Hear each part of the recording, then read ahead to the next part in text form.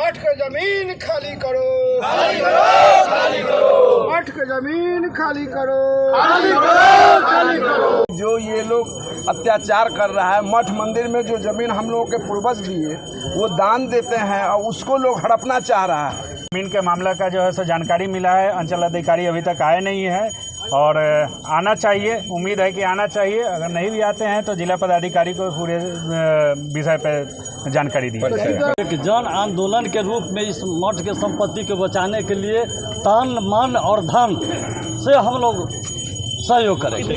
नमस्कार, आप live news global देखना शुरू कर चुके हैं और आपको बता दें कि मुजफ्फरपुर जिले के रसूलपुर श्री राम जानकी मठ में आज एक बैठक रखा गया था। बैठक रखने का मुख्य उद्देश्य मठ की जमीन को भू माफिया मुक्त कराना। आपको बता दें कि लोगों का कहना है पूर्व में मठ में 300 एकड़ जमीन, लेकिन आज मात्र 30-40 एकड़ जमीन ही बचा है।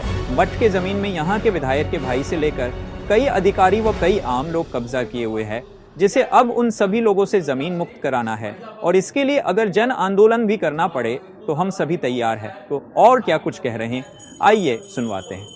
यह मठ जो है 300 वर्ष पहले से स्थापित है। ये ठाकुर प्रसाद सिंह थे पहलादपुर के, उनका ज़मीन था, उनको लड़का फड़का नहीं था। हम लोग का भी ज़मीन था चारों बगल, वो भी अपना दान किए। हम लोग के ख़ानदान का भी तौजी भाई अपना इसमें मठ में दिवा दिए। और पूर्व के कुछ महान लोग जो थे और फर्जी केवाला किए, कहला बेचे, क्या किए कि लोग ऐसी 2-4 बीघा का खतियान खुल गया।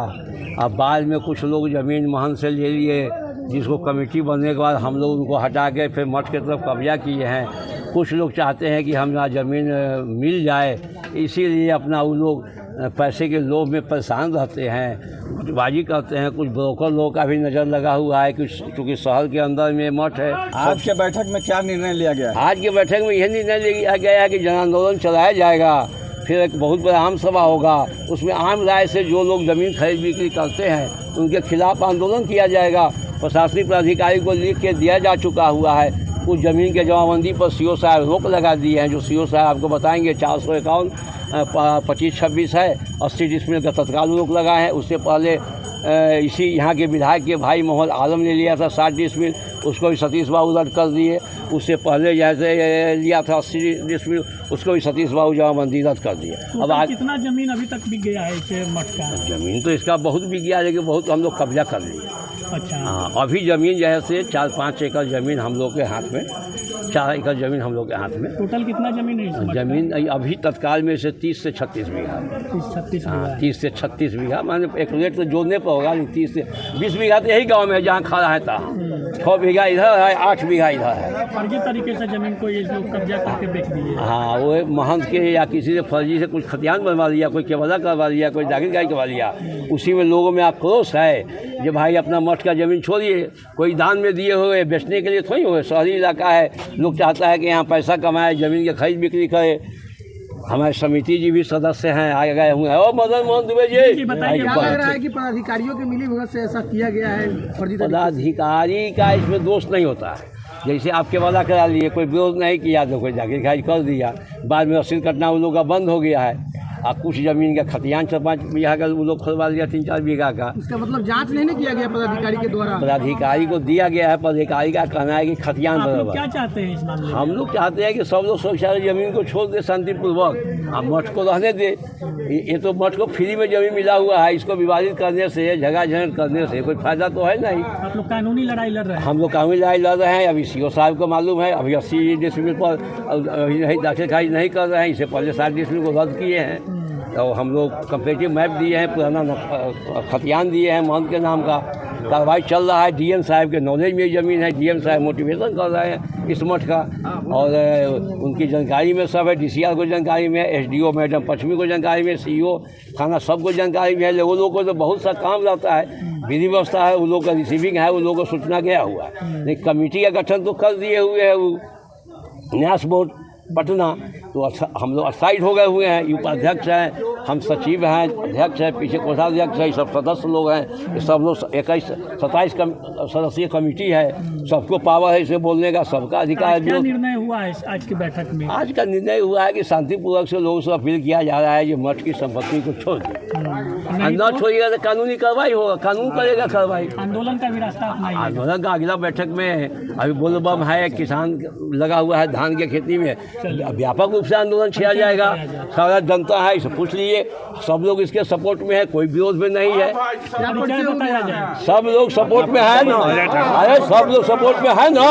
हाँ, हमारा नाम अजय कुमार ठाकुर हुआ, हम पैक्स अध्यक्ष है आज मठ के सचिव। कि हमारा जो रसूलपुर मठ है, और बहुत दुख के साथ कहना पड़ रहा है कि भूमाफियाओं के द्वारा श्री राम मंदिर का और मठ का भी जो है सो ज़मीन को छोड़ा नहीं जा रहा है, और अपने किसी भी जो है सो कैसे भी फर्जी तरीके से रजिस्ट्री करा के और दखल कब्जा के लिए जो है सो सारा चीज़ कर रहे हैं, तो ये कतई नहीं होने देंगे।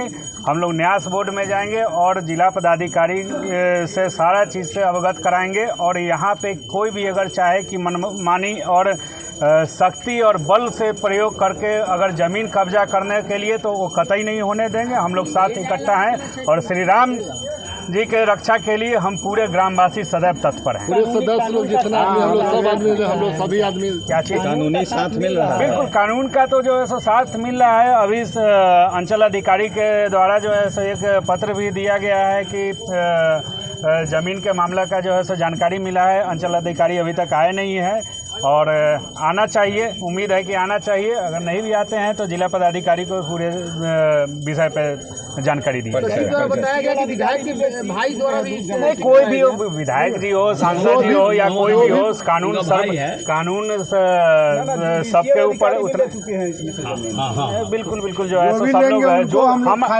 किसी भी व्यक्ति, कोई भी व्यक्ति हो, अगर कानून सबके ऊपर उतना ही बराबर है, वो आपके ऊपर भी है, हमारे ऊपर भी है, या कोई भी प्रतिनिधि है, सबके ऊपर उतना ही बराबर है।